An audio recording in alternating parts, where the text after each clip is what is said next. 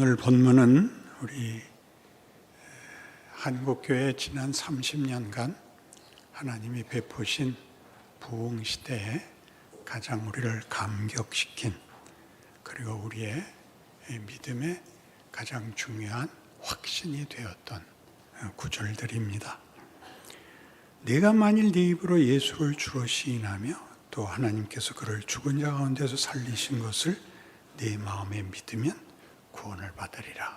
얼마나 가슴 떨리는 놀라운 약속이요, 경험이요, 우리의 존재론입니까? 그러나 이 내용은 조금 이제 더 가면 이제 우리의 결단과 결심을 얘기하지 않고 이렇게 얘기하죠. 어떻게 알지도 못하는 자를 믿겠느냐? 그러면 예수를 누가 증거해줘야, 소개하는 사람이 있어야 알게 될 것 아니냐? 그러면 소개하고 전하러 온 자는 누가 보냈겠느냐? 이렇게 역추적을 하여 구원이라는 것이 우리의 결단에, 우리의 실존적 경험과 결단이 되지만 하나님의 의도, 하나님의 의지, 하나님의 기뻐하시는 뜻으로부터 출발했다 하는 그 깊이와 근거를 밝히고 있습니다. 그래서 우리 오늘 본 15절을 보면 보내심을 받지 아니하였으면 어찌 전파하리요. 기록된 바 아름답도다.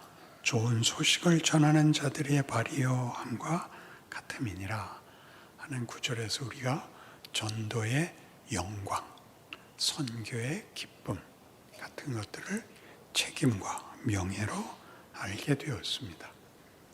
그런데 이 놀라운 우리의 경험과 하나님의 일하심의 의지와 달리 그 다음 구절에 가면 시작이 그러나로 시작하므로 앞에 있었던 이 놀라운 우리의 경험과 내용들을 뒤집습니다. 그러나 그들이 다 복음을 순종하지 아니하였도다. 이사야가 이르되 주여 우리가 전한 것을 누가 믿었나이까. 이사야 53장이죠. 우리의 전한 것을 누가 믿었느냐. 여호와의 팔이 네게 나타났느냐. 수사학적 부족문이죠. 이스라엘은 믿지 않았습니다. 그래 놓고는 다시 그러므로 믿음은 들음에서 나며 들음은 그리스도의 말씀으로 말미암았느니라 라는 긍정적인, 하나님이 이 복음을, 구원을 그 아들을 보내서까지 그런 진정성과 권능으로 이루셨다 라는 말이 조금 전에 얘기한 어떤 놀라운 반전을 다시 반전시키고 다시 또 18절에 또 그러나 내가 말하노니 그들이 듣지 아니하였느냐? 그렇지 아니하다. 그 소리가 온 땅에 퍼졌고 그 말씀이 땅 끝까지 이르렀도다. 우리의 전한 것을 누가 믿었느냐? 여호와의 팔이 네게 나타났느냐? 아무도 반응하지 않았다. 소리를 안 질러서, 그 소리가 작아서 못 들은 거 아니다 라고 하는 18절의 인용은 시편 19편입니다. 하늘과 땅이 아버지의 하나님의 영광을 온 땅에 선포한다 하는 시죠. 그래 놓고 또 다시 그러나 내가 말하는 이스라엘이 알지 못하였느냐? 뭘 알지 못하였느냐? 너희가 못 알아듣고 너희가 배신을 때릴 것이라는 것을 몰랐단 말이냐? 내가 백성 아닌 자로서 너희를 시기하게 하며 미련한 백성으로서 너희를 노엽게 하리라. 모세가 얘기했대요. 열왕기에 와서 마지막 바벨론 포로가 될 때쯤에 실패한 게 아니고 그 전에 이미 신명기 32장에서 이스라엘이 실패할 것을, 하나님을 배신할 것을, 그래서 그에게 벌을 받을 것을 이미 예언하였다고 합니다. 오히려 한 걸음 더 나가서 20절은 이사야는 심지어 내가 나를 찾지 아니한 자들에게 찾은 바 되고 내게 묻지 아니한 자들에게 나타났노라 라고 얘기함으로써 하나님이 마치 이스라엘을 버리고 이방을 택한 것 같이 그때 이미 이사야 선지자가 예언을 했다 라고 얘기합니다. 하나님이 이스라엘을 버리고 이스라엘의 불순종을 벌하고 이방을 찾아왔다 하는 것은 버렸다는 뜻은 아니라는 것이 19절에서 그러나 내가 말하노니 이스라엘이 알지 못하였느냐 먼저 모세가 이르되 내가 백성 아닌 자로서 너희를 시기하게 하며 미련한 백성으로서 너희를 노엽게 하리라 함으로써 이스라엘을 외면하고 이방을 찾아가는 것은 이스라엘을 질투하게 하려는 것이라. 그러니까 이스라엘의 불순종으로 그들을 바벨론에 팔고 얼굴을 돌려 이방에게 구원을 주고 하는 일련의 행동들은 말하자면 온 세상을 구원하려는 하나님의 원래 뜻을 이루시는 것이기도 하지만 이스라엘을 질투나게 하는 이스라엘에 대한 하나님의 원래의 약속과 진심이 더 두드리는 일이다. 그것이 21절에 이스라엘에 대하여 이르되 순종하지 아니하고 거슬러 말하는 백성에게 내가 종일 내 손을 벌렸노라.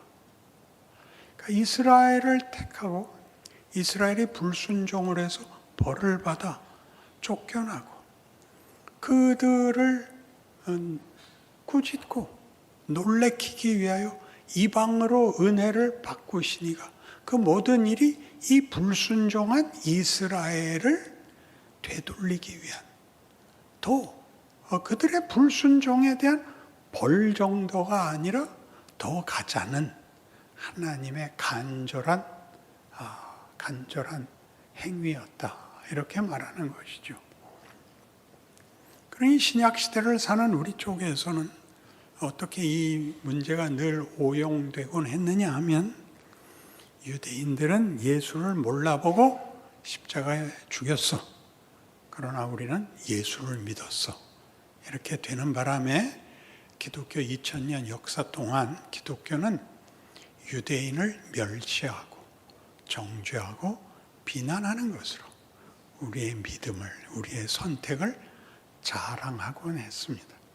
그러나 본문은 이스라엘을 버렸다고 얘기하지 않고 그들을 꾸짖고 하나님이 그들을 더 데리고 가기 위해서 저들의 질투심을 유발시켰다고 얘기합니다. 이 얘기는 이스라엘이 무엇을 실패했는가가 쉽게 얘기하는 하나님을 다만 불순종했다 정도가 아니라 더 깊은 자리를 우리에게 예상케 하고 신약 성도들로 하여금 너희들이 믿고 지키는 바 그 선택에 잘한 것이 이 과거의 실패를 꼭 교훈으로 삼아야 된다. 그런 얘기가 되는 것입니다. 제가 설교를 하려고 어디 가서 서면 다른 교회 가면 좀 더 현상이 심각한 게 아는 얘기 하시지 왜 모르는 얘기를 하세요 하는 표정을 꼭 짓습니다. 여러분들 다 아시죠? 예수를 믿어야 돼. 딴소리 할 거 없어. 넌 지옥 가, 난 천국 가. 성경은 그렇게 간단하게 결론을 안 내린다. 이스라엘의 실패는 무엇이며 저들의 실패가 이방의 구원이 되는 것은 무엇이며 이방의 구원이 이스라엘에게는 어떻게 작용한다는 것이며 그들에게 일어났던 이 실패와 회복은 신약교회에 어떤 교훈이 되는가 이렇게 말하고 있습니다. 알아들었으면 옆 사람을 쳐다보세요.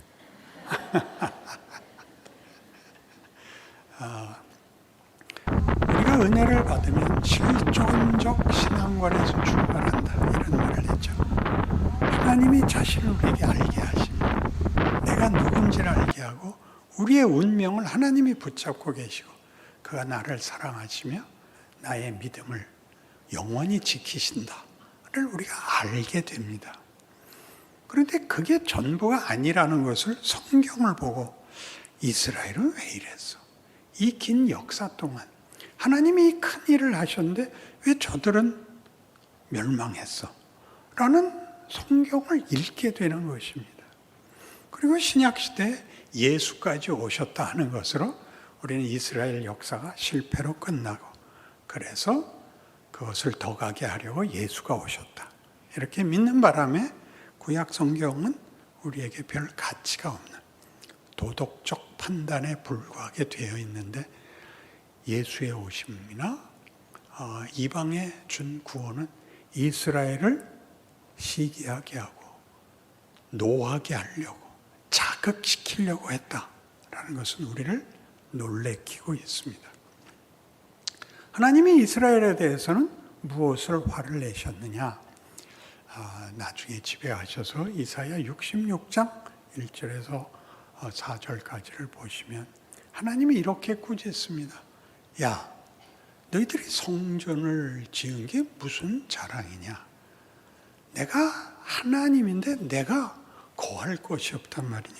온 우주가 다 내 집 아니냐? 너희가 나한테 뭘 정성을 바친다고 소도 잡고 양도 잡고 그러는데, 너희들이 이런 정성을 주 앞에 바쳤으니 내게 복을 주십시오, 이렇게 나를 구스르고 있냐? 야, 내가 너희에게 목적을 가지고 있고 내가 너희를 만들어서 내용과 운명을 가지고 있는데 너희는 그건 한 번도 안 묻고 너희 필요한 거 얻으려고 나에게 와서 아첨던 것 이상 한 게 뭐 있냐? 언제 우리가 그랬어요? 너희가 우상을 왜 만들었나를 봐라. 거꾸로 우리는 이렇게 묻죠. 왜 이스라엘 백성 우상을 만들었을까? 하나님이 계신데. 하나님이 거꾸로 얘기하는 거예요. 우상을 왜 만들었냐? 너희가 원하는 걸 내가 안 해줘서 너희가 만들지 않았냐?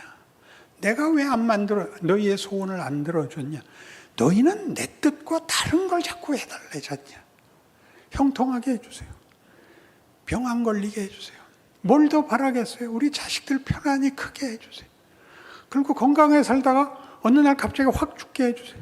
그 눈을 깨면 천국이게 해주세요. 야, 이 나쁜 놈들아, 넌 날 뭘로 아느냐? 난 너희 아버지야. 너희는 내 백성이야. 내가 어찌 너희를 그냥 얼렁뚱땅 해갖고 죽으면 천국 가는 걸로 너희 인생을, 너희의 실존을, 너희의 정체성을 아무것도 아닌 것으로 때우잔 말이냐? 날 뭘로 아느냐? 하다못해 세상을 봐라. 야, 짐승들이라도 그렇게 살지 않는다. 애써서 살고 자기 새끼 지키고 더 이상의 욕심은 내지 않는다. 너희는 짐승만도 못하냐? 생각 없이 해달라고 하나님께 비는 게 말이 되냐? 이렇게 됩니다. 그러니 이스라엘에 대하여 내가 너희에게 왜 이러는지 한번 생각해봐라. 너희는 나한테 할 거 다 했다 그런다. 우리가 성전 짓고 제사 지내고 율법 지키고 있지 않습니까? 그런데 하나님이 그것이 전부가 아니란다. 더 가야 하는 내용이 있는데 너희는 너희가 원하는 우상, 너희가 원하는 우상이란 너희 소원을 들어주는 신을 만들므로써 내가 뭘 하려고 그러는지에 대해서는 전혀 반응이 없다. 순종하지 않았답니다. 우리는 다 순종한다는 거죠. 하나님의 은혜를 베푸시면 되는데 우리의 순종으로 은혜를 우리에게 베푸시는 것이 공식 아닙니까?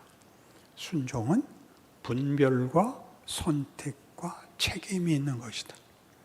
나는 내 뜻대로 안 하겠어요. 하나님 뜻대로 하세요 라고 말하면 내 책임이 면제되는 것 아니다. 하나님이 무엇을 원하시며 그것을 이루기 위하여 어떤 길을 가라 그러는가는 여러분이 책임 있게 반응하지 않는다. 하나님이 우리를 이 시대, 이 나라, 이 자리에 보냈다. 여러분의 가족, 여러분의 직장, 여러분이 속한 사회에 보냈다. 그 하나님의 일을 하는 하나님의 방법과 길이에요. 근데 여러분은 거기를 벗어나게 해달라죠. 벗어나게. 제일 많이 하는 기도. 우리 대통령이 잘해서 아무 걱정 근심 없게 해주세요. 그 이스라엘 백성이 하나님께 이렇게 비는 겁니다. 바로가 잘해서 우리도 잘 살게 해주세요. 야 임마, 너희는 종이 아니야. 너희는 자유인이야. 너희는 내 자녀야. 너희가 실력 있게, 거룩하게, 지혜롭게, 명예롭게 선택과 책임과 그런 존재가 돼야 돼.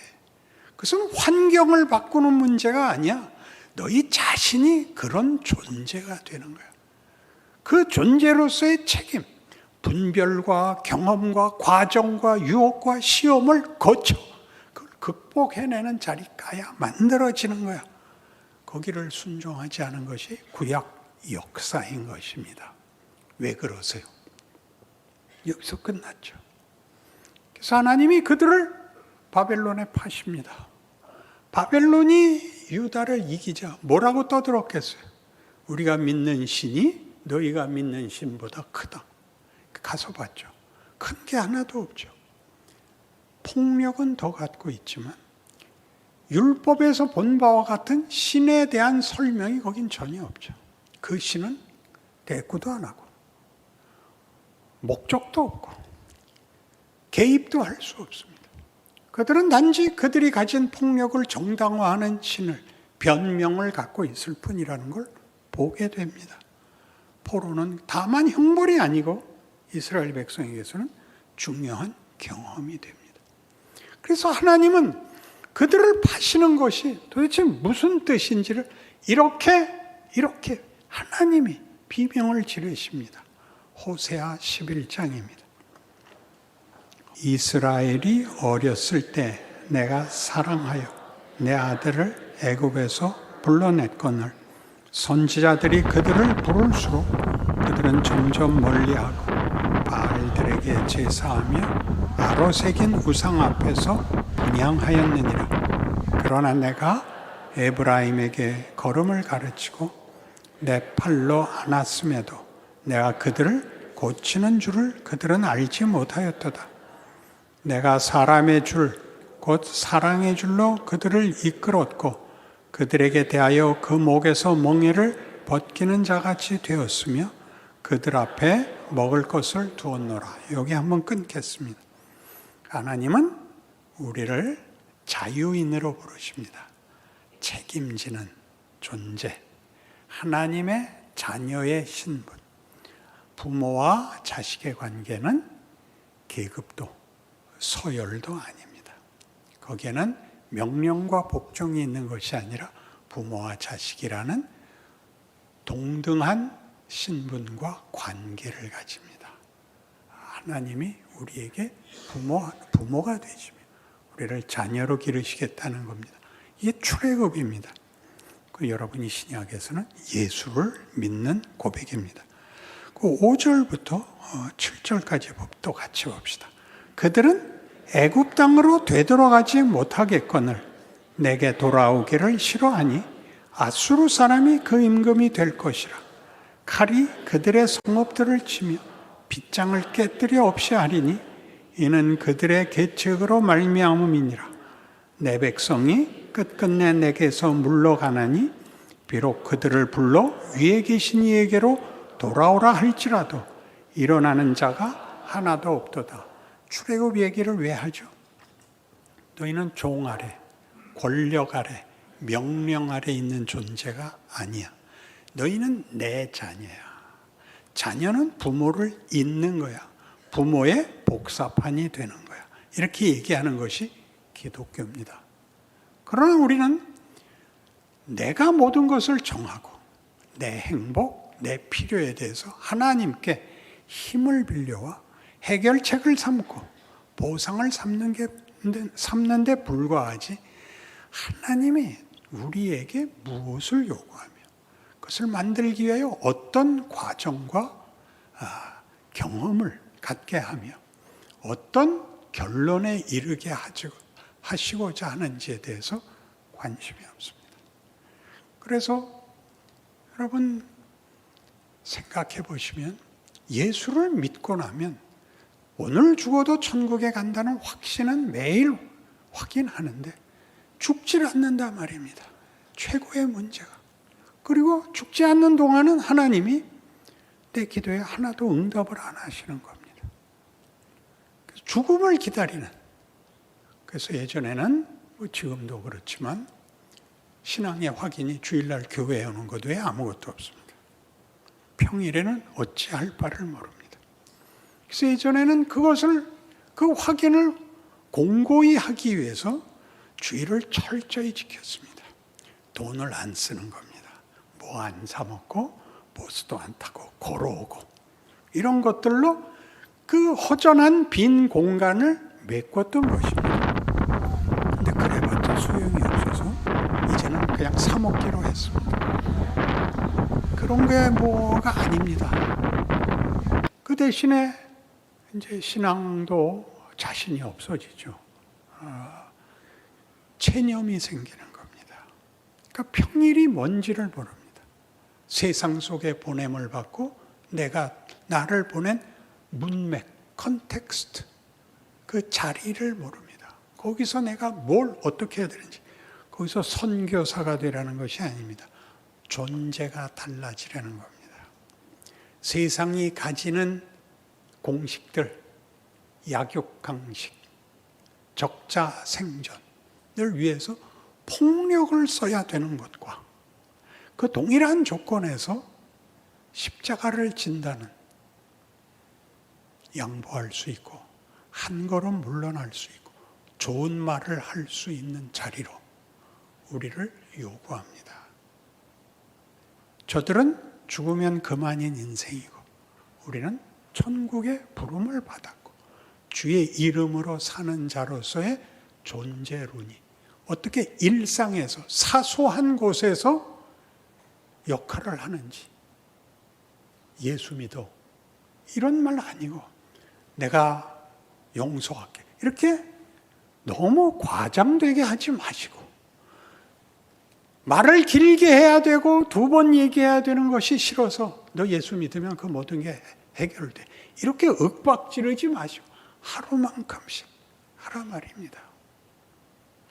한 번만 딱 한 번만 성경에선 70번씩 7번 그러니까 평생에 걸쳐서 490번만 하세요. 그렇게 하나씩 달라지십시오. 그걸 요구하고 있습니다. 그래서 하나님은 이 모든 요구를 포기하지 않았기 때문에 지금 우리가 읽은 그 다음 구절에 8절부터 끝까지 좀 진지하게 이 말이 왜 나와야 되는지 읽어봅시다.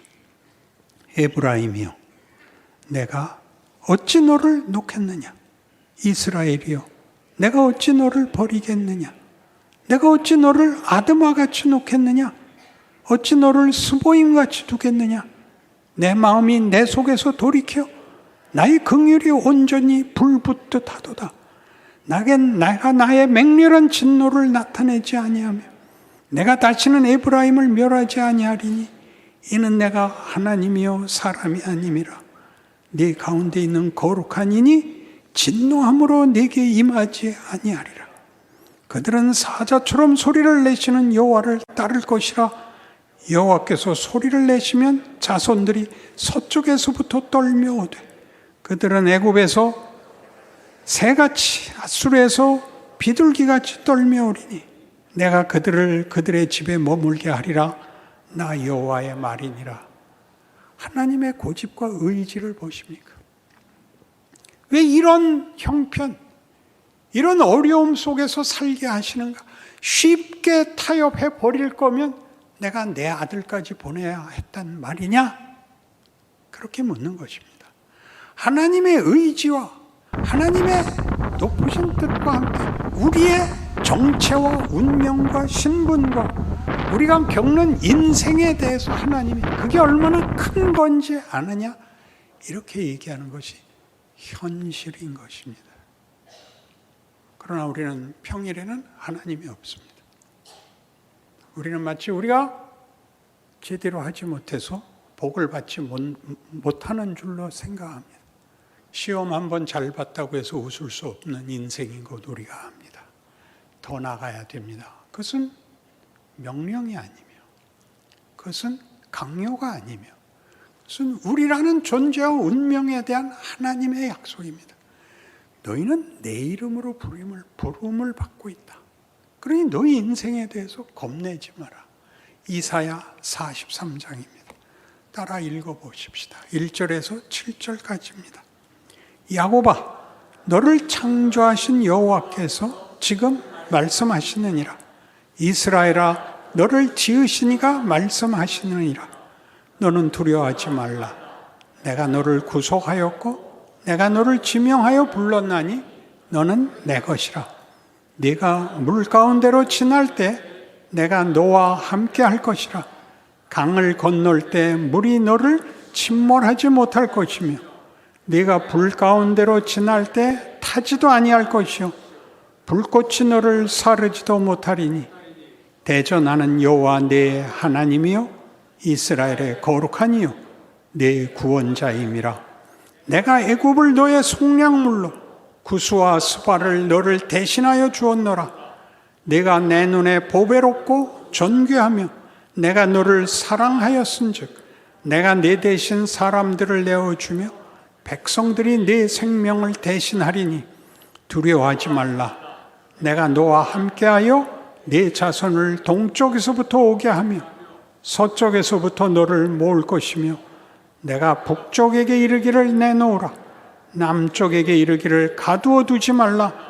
내 아들들을 먼 곳에서 이끌며 내 딸들을 땅끝에서 오게 하며 내 이름으로 불려지는 모든 자 곧 내가 내 영광을 위하여 창조한 자를 오게 하라. 그를 내가 지었고 그를 내가 만들었느니라. 여러분입니다. 여러분 각자가 주인공입니다. 역사며 여러분 각각의 인생이며 현실이며 조건입니다. 기도하십시다. 하나님 아버지, 창조주요 구원자시며 그 약속을 이루실 결론을 내실 우리의 아버지십니다. 우리의 현실이 하나님의 진정성을 가진 개입이요 인도하시며 나를 만드시는 과정임을 안다면 우리는 이것보다 더 잘해야 됩니다. 형통해질 것이라는 기대가 아니라 진지하게 받아들여야 된다는 그 믿음, 그 순종, 그 인내, 하나님의 기적이 매일 계속되고 반복되고 있다는 사실을 아는 그 지혜와 그 순종과 그 믿음에 도달케 하여 주옵소서. 예수님 이름으로 기도합니다. 아멘.